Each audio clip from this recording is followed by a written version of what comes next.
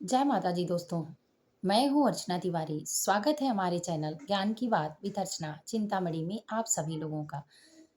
कैसे हैं आप लोग ये बताने के लिए कमेंट बॉक्स में जय माता जी हर हर महादेव जरूर लिखिए। दोस्तों, आज की वीडियो में हम बात करने वाले हैं घर के दहलीज पर आप भी अगर जलाते हैं दीपक तो किन किन 5 बातों की यानी किन 5 सावधानियों को ध्यान में रखना है। अगर आप कोई काम सही तरीके से करते हैं तो उसका फल आपको तत्काल प्राप्त होता है। लेकिन तरीका अगर गलत होता है तो देर ही सही पर उसका भी फल आपको मिलेगा, तो गलत तरीके से मिलेगा। तो क्यों ना हम जो कर रहे हैं उसको सही तरीके से करें और उसके सही फल को प्राप्त करें। इससे पहले मुझे देखकर आपके मन में एक सवाल चल रहा होगा कि मैं इसे क्यों लगाई हूँ? कभी नहीं लगाती हूँ। क्या मेरी आँख खराब हो गई है या मुझे इस चीज़ की ज़रूरत है? तो दोस्तों, मैं इसके बारे में सबसे पहले आपको बता दूँ आपके मन का सवाल, क्योंकि मुझे पता है कोई न कोई कमेंट ज़रूर करेगा। इसलिए कि गर्मी बहुत है और मैं बचपन से गाँव में पली-बढ़ी और मेरे गाँव का माहौल थोड़ा अच्छा है। मैं बड़ा नहीं बना सकती लेकिन अच्छा ज़रूर कहूँगी, क्योंकि मेरे गाँव में पोखरे, तालाब, नदियाँ, नहर सारी चीज़ें हैं, लंबे-लंबे पेड़ भी हैं। नहर के किनारे आपको अच्छे से पता है कि गवर्नमेंट का पेड़ बहुत ज़्यादा होता है और मेरे घर पे भी, मेरे घर के पीछे भी पार्क जैसा बिल्कुल पेड़ है। यानी मेरे घर में वो हर सुविधा थी कि जो सुविधा बनाने के लिए लोग शहरों में प्रयास कर रहे हैं। तो मैं इन सारी चीज़ों से, हवा से परिचित थी, लेकिन यहाँ शादी के बाद आने के बाद काफ़ी दबाव लगता है। लखनऊ में गर्मी जी जान से पड़ती है, इतनी गर्मी पड़ती है कि 1 डेढ़ महीने में, 2 महीने में तो आपकी पूरी हालत ख़राब कर देगी, अगर आप गाँव से आए हुए हैं तो। तो मुझे अब धीरे-धीरे 10 साल हो गए शादी को, तो ये कैपेसिटी जो है मेरी कंट्रोल थोड़ी कर रही है, हो रही है, लेकिन फिर भी जब दबाव ज़्यादा पड़ता है गर्मी का, तो चाहे एसी चले या कूलर चले, चाहे जो सुविधा आप कर लीजिए, परेशानी हो ही जाती है, क्योंकि कल भी थोड़ी तबीयत खराब हो गई गर्मी के कारण।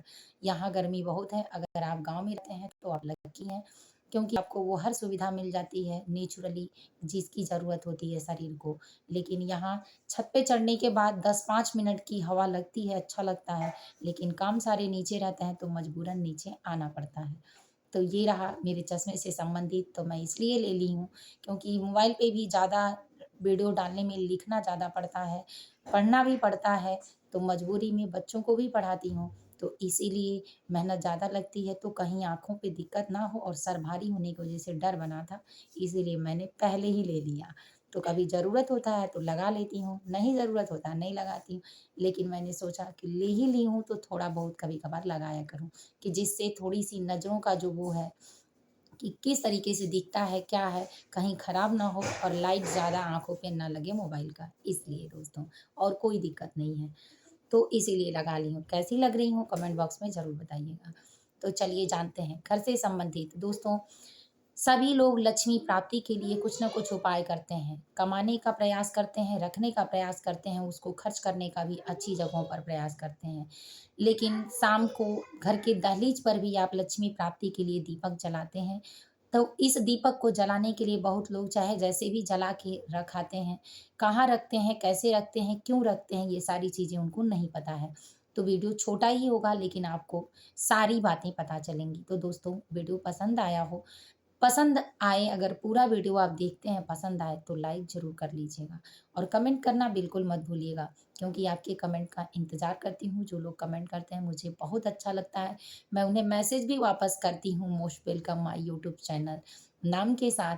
बहुत-बहुत धन्यवाद। तो दोस्तों, जो ऐसा करेगा मैं ज़रूर करूँगी, अपनी तरफ से सम्मान पूरा करूँगी और आप भी वीडियो देखते हैं तो लाइक करना बिल्कुल ना भूलें, कमेंट करना बिल्कुल ना भूलें। पहली बार देख रहे हैं तो चैनल को सब्सक्राइब ज़रूर कर लें। तो चलिए दोस्तों जानते हैं, घर के दहलीज पर दीपक जलाने के 5 फायदे। बाहर की नकारात्मक शक्तियाँ आपके घर में नहीं आएँगी।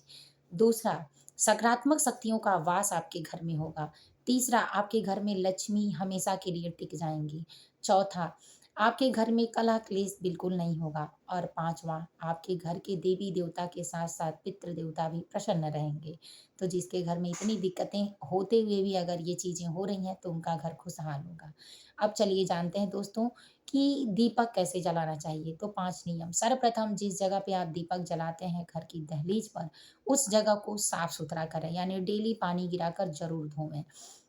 दूसरा, आप दीपक जब भी जलाकर रखें तो खाली मत रखें। बहुत सारे लोगों की आदत होती है कि दीपक जलाते हैं और जिसमें दीपक जल रहा है वही बर्तन ले जाकर रख देते हैं। तो सर्वप्रथम आप बहुत बड़ी गलती करते हैं। दीपक के नीचे प्लेट रखकर थोड़ा चावल ज़रूर रखें। अगर प्लेट नहीं रखते हैं तो नीचे फूल रखकर फिर उसके ऊपर दीपक रखें। लेकिन खाली बिल्कुल मत रखें, क्योंकि लक्ष्मी देखकर नाराज़ हो जाती हैं। तो आपको ये ज़रूर ध्यान में रखना है कि आपको खाली दीपक नहीं जलाना है। तीसरा, आप किस दिशा में किस लिए दीपक जलाना चाहते हैं? लक्ष्मी की प्राप्ति, भगवान की प्राप्ति, भगवान को खुश करने के लिए प्राप्ति अगर करना चाहते हैं, तो आप दीपक को अपने ईशान कोण में उत्तर और पूर्व की दिशा में रखें। अगर आप पितरों के लिए दीपक जलाना चाहते हैं, बहुत सारे दिन ऐसे आते हैं जैसे अमावस्या तिथि भी है, आप पितरों के लिए जलाना चाहते हैं तो अपने घर की दहलीज पर दक्षिण दिशा में रखें। दक्षिण और पश्चिम की दिशा में, जिस तरह उत्तर और पूरब से रखना है, उसी तरह दक्षिण और पश्चिम की दिशा में। तो दोस्तों ये रहा 3। और चौथा, आप दीपक को जब भी जलाएँ तो सफ़ेद बाती से, देवताओं के लिए अगर जला रहे हैं, तो लाल बाती का जलाएँ। सफ़ेद बाती का भी जला सकते हैं ठहरने के लिए, लेकिन उसमें लाल बाती थोड़ा लगा दें। अगर पितरों के लिए जला रहे हैं तो सफ़ेद बाती का ही दीपक जलाएँ। चौथा, जब भी आप दीपक जलाएँ तो दहलीज पर उजाला होना चाहिए और आपका दहलीज दीपक जलाते समय खुला होना चाहिए, कि जिससे यानी आपके घर का दरवाज़ा, बहुत लोग दीपक जलाकर दरवाज़ा तुरंत बंद कर देते हैं और बंद कर देते हैं और एक गलती और करते हैं कि बंद नहीं करते हैं तो गेट पर खड़े रहते हैं। दोनों गलती नहीं करनी है।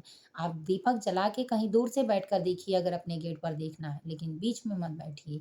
और दीपक जलाकर आपको दरवाज़ा थोड़ी देर खोलना ही खोलना है। ना तो आपके घर की नकारात्मक शक्तियाँ बाहर जाएँगी, ना तो सकारात्मक शक्तियाँ अंदर आएँगी। तो इसीलिए इन बातों का विशेष रूप से ध्यान रखें दोस्तों, क्योंकि ये बहुत विशेष नियम है, अचूक नियम है जो सबको पता नहीं होते हैं। इसमें से कितनी चीज़ें आपको पता थी, कमेंट बॉक्स में कमेंट करके ज़रूर बताइएगा। वीडियो को यहीं एंड करती हूँ। जय माता दी, हर हर महादेव। फिर मिलूँगी एक नए वीडियो में, नए ज्ञान के साथ। तब तक स्वस्थ रहिए, मस्त रहिए अपने-अपने घरों में। माता लक्ष्मी की कृपा आपके घर में बरसती रहे।